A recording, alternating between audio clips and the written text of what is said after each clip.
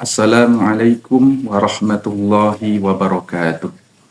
Alhamdulillahi rabbil alamin. Allahumma salli ala sayyidina Muhammad wa ala alihi wa sahbihi ajma'in. Para pemirsa dimanapun Anda berada, semoga kita semua selalu dalam rahmat Allah subhanahu wa ta'ala. Amin ya rabbal alamin. Kita lanjutkan pengajian kita tentang kitab Aqimus Shalah yang disusun oleh Al-Ustadz Haji Najib Sanusi Hasan Lubis. Semoga Allah selalu merahmatinya.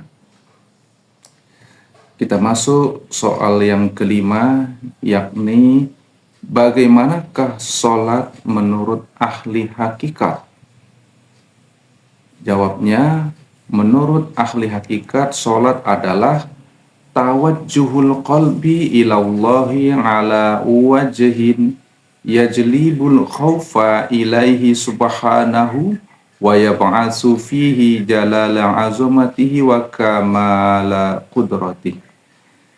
Berhadap hati atau jiwa kepada Allah dengan cara menimbulkan rasa takut kepada Allah serta menumbuhkan di dalam jiwa rasa keagungan kebesarannya dan kesempurnaan kekuasaannya. Atau dengan perkataan lain, izharul hajati waftiqarun ilal ma'budi bil qawli awil amali au bi kilaihima. Menyatakan hajat dan keperluan kita kepada Allah yang kita sembah baik dengan perkataan atau dengan perbuatan atau dengan keduanya. Demikian dikutip dari Pedoman Sholat halaman 40. Menurut Ala'i dalam menafsirkan surah Al-Ankabut ayat 45, bahwa sholat itu seperti walimah pengantin bagi orang-orang muwahhidin. Maksudnya orang yang benar-benar bertauhid, mengesahkan Allah, dan mengandung beberapa ibadah di mana di dalam walimah pengantin itu terdapat aneka makanan. Demikian diterangkan dalam buku Abu Nawas Kena Tipu halaman 212. Ismail Haq Al-Bursi berkata, derajat sholat ada 4: berdiri, rukuk, sujud, dan tasyahud, sesuai dengan derajat turunnya dari kedekatan dengan Rabbul Alamin kepada asfala safilin. Unsur yang 4 itulah yang melahirkan 4 unsur lainnya yang mengandung kegelapan dan kekhususan yang menghalangi manusia dalam menyaksikan Allah. Bagian itu berupa kebendaan dan kekhususannya ialah tasyahud. Kemudian bagian yang berupa tumbuh-tumbuhan yang kekhususannya adalah sujud. Ada satu kisah, pada suatu hari Isom bin Yusuf menghadiri majelis pengajian Hatim al-Asam untuk berdebat dengannya. Isom berkata, wahai Abu Abdurrahman, maksudnya ini berupa panggilan kepada Hatim, bagaimana caramu melakukan sholat? Hatim menjawab, apabila datang waktu sholat, sesungguhnya aku sedang melakukan wudhu batin terlebih dahulu.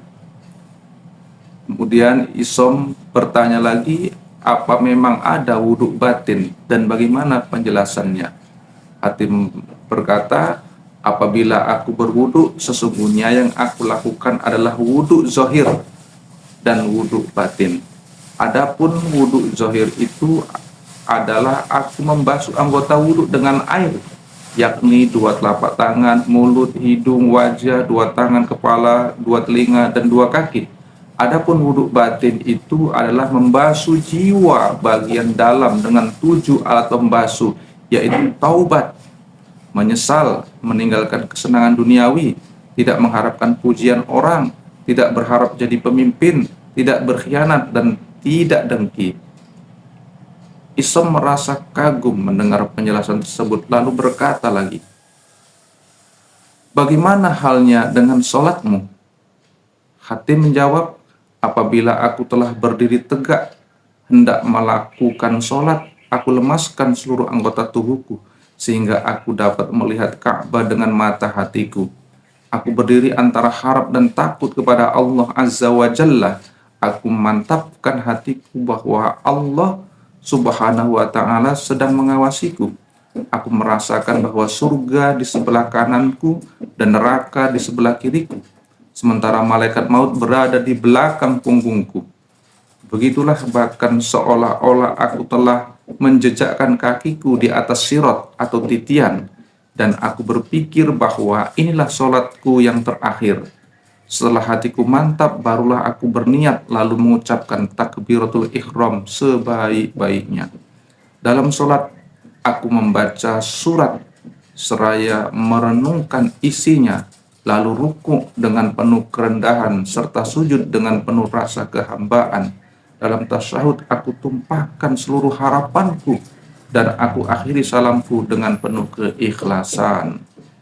Isam bertanya lagi, sejak kapankah engkau sholat dengan cara demikian?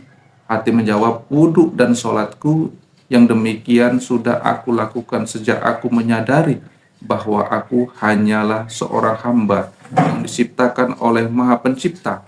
Kalaupun sekarang aku hidup, tetaplah pada akhirnya aku akan mati, lalu aku akan dihisap, kemudian aku disiksa atau diberi pahala. Jika engkau tanya, sudah berapa lamakah aku berbuat demikian? Maka aku baru melakukannya 30 tahun. Isam bin Yusuf menangis mendengar penjelasan sahabatnya. Dan dia berkata, hanya engkaulah yang mampu melaksanakan sholat seperti itu. Dikutip dari An-Nawadir halaman 15. Demikian pengajian kita pada kesempatan ini. Sebagai kesimpulan bahwa sholat itu akan baik jika dalam pelaksanaan sholatnya bukan hanya zohirnya, tapi juga batinnya. Maka oleh karena itu para pemirsa yang dimuliakan oleh Allah, supaya kualitas pelaksanaan sholatnya semakin baik, mari selalu kita tingkatkan pengetahuan kita, ilmu kita tentang sholat ini, baik amal zohirnya maupun amal batinnya. Assalamualaikum warahmatullahi wabarakatuh.